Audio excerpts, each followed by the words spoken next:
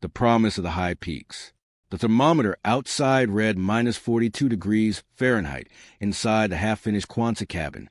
Elias's fingers had gone numb an hour ago. He didn't care. He kept working because stopping meant thinking. And thinking meant remembering what he'd lost. The metal was so cold it burned through his gloves. Every breath came out as white fog that hung in the air like ghosts. This wasn't just construction anymore. This was survival. This was a promise he'd made 30 years ago to a man who would never see it finished. Most people thought Elias was crazy for coming back to the Himalayas at 68 years old. His son called him every week begging him to come back to California, to the warmth, to civilization. He didn't understand. Nobody understood. This wasn't about building a cabin. This was about keeping his word to the only person who ever truly knew him. His brother Julian had died 3 years ago. Heart attack, fast and merciless. And in those final hours at the hospital, when the medication made him drift between sleep and waking, he gripped Elias's hand and whispered about Nepal, about the dream they'd abandoned, about the Quonset cabin they planned on graph paper at their kitchen table in 1994, young and full of impossible dreams. The wind screamed across the frozen valley, hitting the curved metal walls with sound like 1,000 drums. Elias stepped back and looked at what he'd accomplished in 6 months. The basic structure was up. The famous mountain shelter method his grandfather had taught him, modified with insulation techniques that could keep the interior 49 degrees warmer than outside without burning through propane like money. That number wasn't just impressive in this climate. It was the difference between life and death. He pulled out a worn photograph from his jacket. Julian stood in front of their old truck, holding up the architectural sketch, grinning like they'd already won. They were going to do this together. They were going to leave everything behind and build something real, something that mattered. Then life happened. Jobs, kids, responsibilities. The dream got folded up and put in a drawer. Elias had been Marine. 2 tours. He'd seen things that still woke him up at night. When he came back, Julian was waiting at the airport. Younger brother by 3 years. He didn't ask questions. He just drove Elias home and sat with him while he shook. They had grown up in Wyoming. Their father had died when Elias was 12 and Julian was 9. Their mother worked 3 jobs. The brothers raised each other. Julian had been there through everything, through the nightmares, through the drinking, through the times Elias locked himself in the garage and Julian just sat outside the door talking about nothing important until he came out. They'd promised each other that one day when everything calmed down, they'd go to the Himalayas. They'd build that cabin together. They'd live the way they were meant to live. 30 years passed like water through fingers. The first layer of insulation had gone up wrong. Elias discovered it on day 43, when the temperature inside barely moved despite the heater running full blast. He'd stood there in the half-light of a mountain winter afternoon for hours, a weak sun that barely climbed above the peaks, and he'd wanted to quit. He actually walked to his truck, put his hand on the door handle, started thinking about that warm California house his son kept talking about. Then he heard it, not a real sound, a memory of Julian's voice. He used to whistle while he worked. Old folk tunes their grandfather taught them.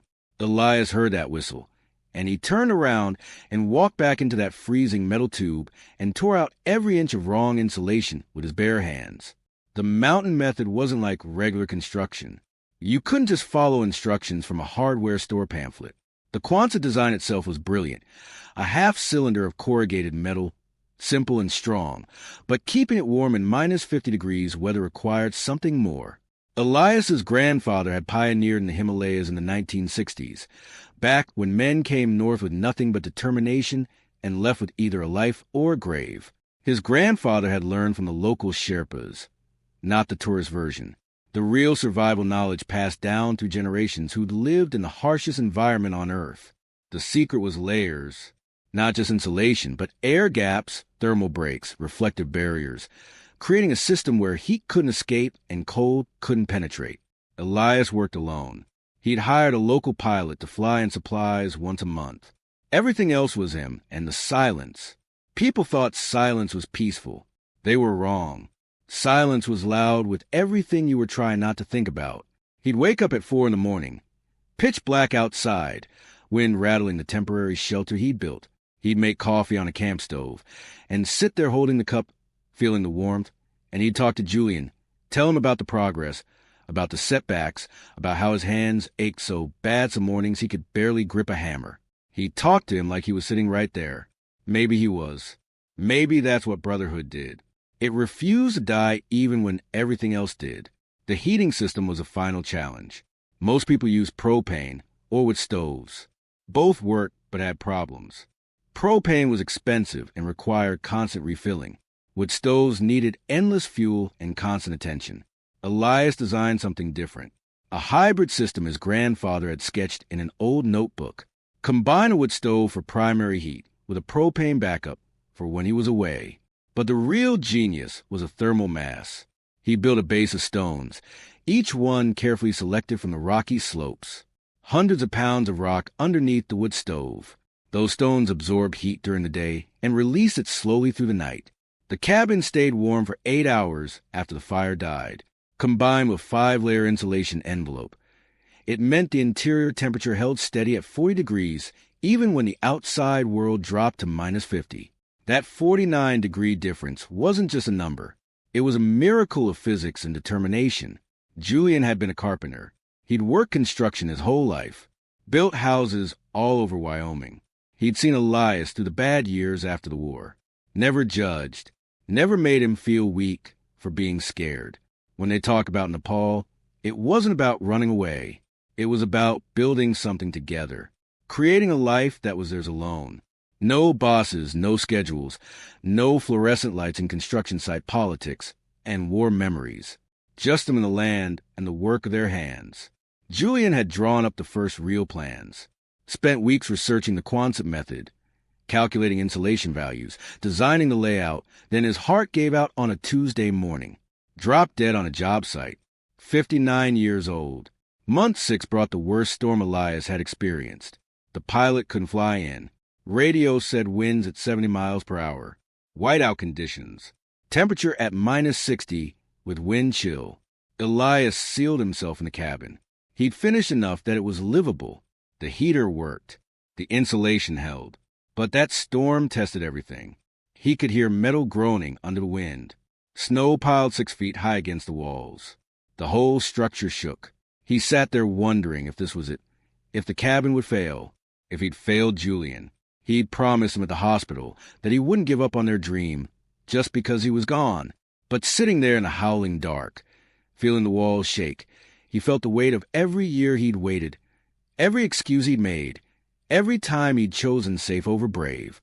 The storm lasted 3 days. When it finally cleared, Elias opened the door to a changed world. Snow everywhere, drifts covering half the cabin, his truck buried completely. He stood there looking at the destruction and started laughing. Couldn't help it. The cabin had held. Every joint, every weld, every layer of insulation, everything held. He'd built it right. Julian's dream was still standing. He waded through the snow to where he'd marked the spot, a place on the south side where the sun would hit in summer, where he'd plant a tree, a hardy pine, maybe something that would last. He stood there in the devastating cold, and he cried. First time since the funeral. Just stood there and let it out. All the grief, all the loss, all the years pretending he was fine. The cold froze the tears on his face. He didn't care. The final details took another month. Interior walls, a loft for sleeping, cabinets he built from salvage wood, a window facing the peaks. That window was important. Julian loved watching the horizon. They had taken exactly 1 trip together as adults. Drove to the coast after their grandfather's funeral. Julian had sat on the shore for hours just watching waves. Elias had asked him what he was thinking, and he'd said nothing, just peaceful, just content. That window would give him the mountain view he'd wanted, even if he wasn't here to see it. Even if Elias was building this for a ghost, the window was perfect. He sat inside and looked out at the frozen landscape and imagined summer. Imagined the ice breaking up.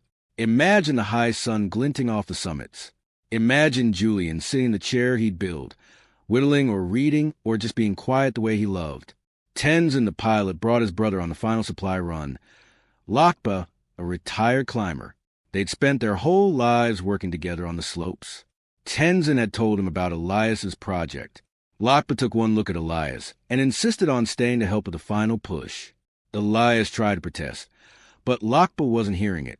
They worked together for 3 days installing the last of the interior trim, building furniture, setting up the kitchen area.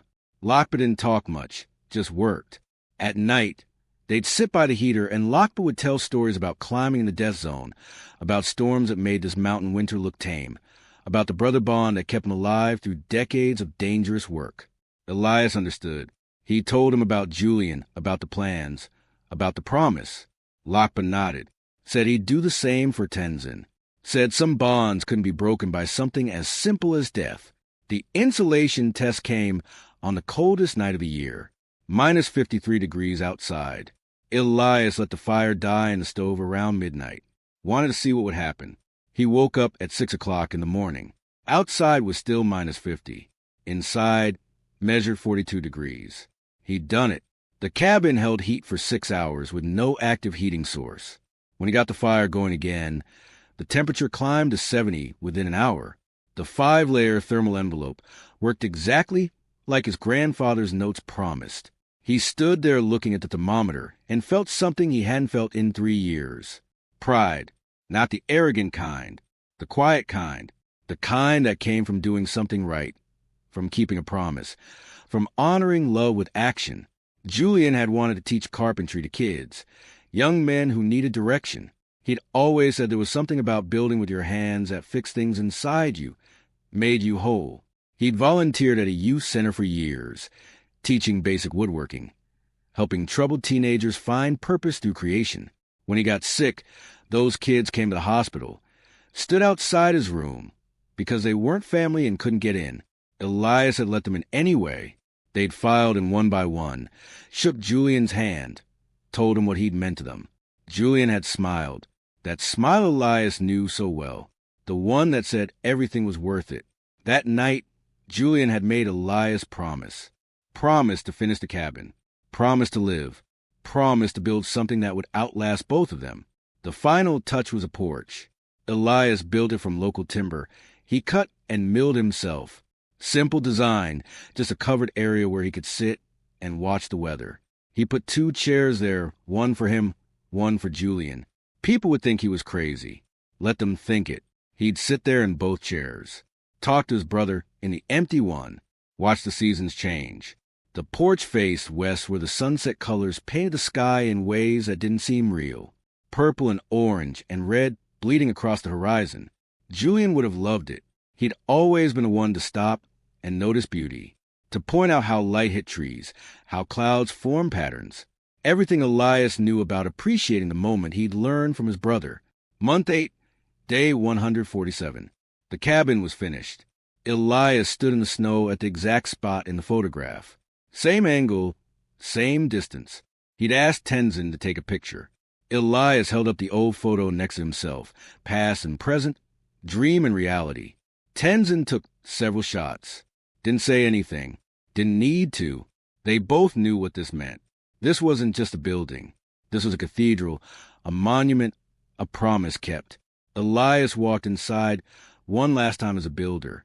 Next time he'd walk in as a resident. He'd touch the walls, the smooth wood he'd planed by hand. The window frames he'd fitted perfectly.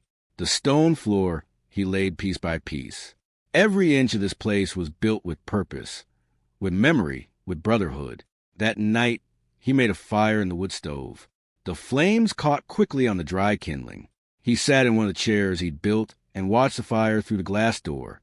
The heat spread to the cabin. The stones underneath absorbed it. The thermal envelope held it. Outside was minus 45. Inside climbed to 72. He'd done it. The cabin worked exactly as designed. Better than designed. The 49 degrees difference wasn't theoretical anymore.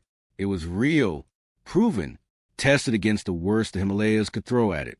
He thought about all the people who had called this crazy. His son, his friends. Even the doctors who'd examined him before he left. Worried about a 68-year-old man living alone in the wilderness.